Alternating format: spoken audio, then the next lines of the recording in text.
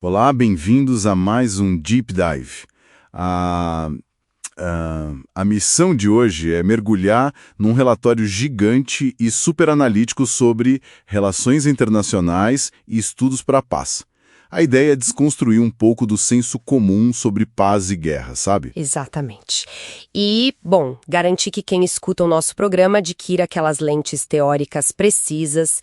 Assim fica muito mais fácil entender o xadrez global nas notícias sem aquela sobrecarga de informação toda. Isso. E, para começar, o material já traz um choque inicial. Ele sugere que a gente precisa desmistificar a própria palavra conflito. É que, sociologicamente falando, o conflito social é perfeitamente natural.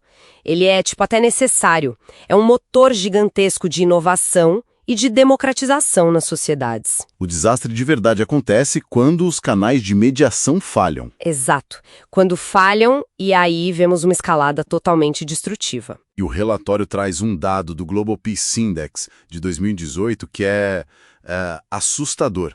O impacto econômico da violência consome mais de 14 trilhões de dólares por ano. É muito dinheiro. Demais. É basicamente 12,4% do PIB mundial virando fumaça.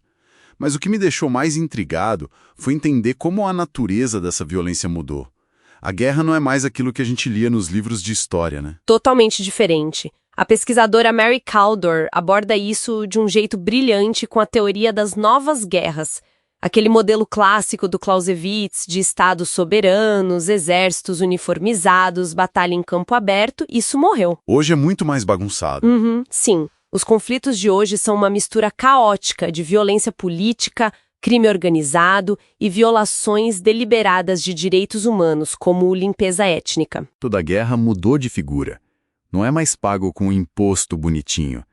Essas guerras, elas se alimentam de uma economia globalizada de saque, de mercado negro, extorsão. E o Michael Clare aponta uma coisa muito interessante sobre a motivação. A violência deixou de ser puramente ideológica, sabe? O foco agora é escassez. Claro, o sangue é derramado por coisas muito concretas. Petróleo, rotas hidrográficas. E se a gente expandir essa lente para entender o que realmente causa o caos, o Johan Galton traz uma contribuição fantástica. Ele argumenta que a gente tem que ir além da violência direta. Que é o ataque físico em si. Exato. Ele introduz a violência estrutural. Eu achei fascinante o exemplo que o relatório traz sobre o período neolítico. Naquela época, ter uma expectativa de vida de 30 anos não era uma violência. Era só, o limite da humanidade mesmo. Mas hoje, com toda a abundância que a gente tem, a fome endêmica e uma morte precoce evitável equivalem a uma guerra letal não declarada. A própria estrutura mata. É muito louco pensar por esse ângulo. E a armadilha fica ainda pior com a violência cultural. São os mitos e aquelas narrativas que anestesiam a sociedade para justificar esses danos. E a partir daí, o modelo do Zartman mapeia exatamente como a panela de pressão explode num conflito interno através de uma tríade. O need, o creed e o greed, certo? Isso. A privação acende a faísca, que é o need. A identidade ou crença mobiliza e legitima o ataque, o creed. E, por fim, o greed, a ganância. Essa parte da ganância explica muita coisa. Os monopólios ilícitos acabam prolongando o caos artificialmente. Com certeza. Imagina um senhor da guerra controlando minas de diamantes. Se rola um acordo de paz, ele perde esse monopólio. A guerra é um negócio dele. A paz se torna financeiramente inviável. E falando nisso, os autores relatam de forma bem imparcial uma crítica pesada àquela construção da paz liberal. A ideia de que o Ocidente pode chegar num estado falido e impor uma democracia de mercado à força.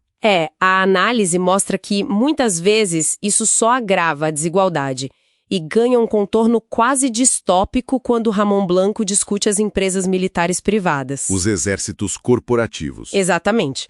Como qualquer empresa, eles respondem a acionistas e o negócio deles depende do conflito contínuo. Então, garantir a pacificação real de uma comunidade é algo totalmente contrário aos planos de negócios deles. É lucro em cima de tragédia. Bom, no fim das contas, essas lentes teóricas mudam completamente a nossa leitura de mundo. Atrás de cada manchete caótica no noticiário, não tem só uma violência aleatória. Tem lógicas de escassez, identidade e muito lucro estrutural. Fica muito mais claro para quem acompanha as notícias separar o ruído do que realmente está acontecendo nos bastidores.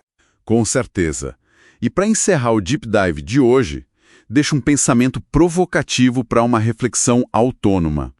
Se o monopólio da força está migrando para essas megacorporações financeiras e as guerras futuras vão ser ditadas pela falta de recursos básicos, tipo a água, até que ponto a ideia tradicional de fronteiras e soberania nacional ainda vai fazer sentido no próximo século?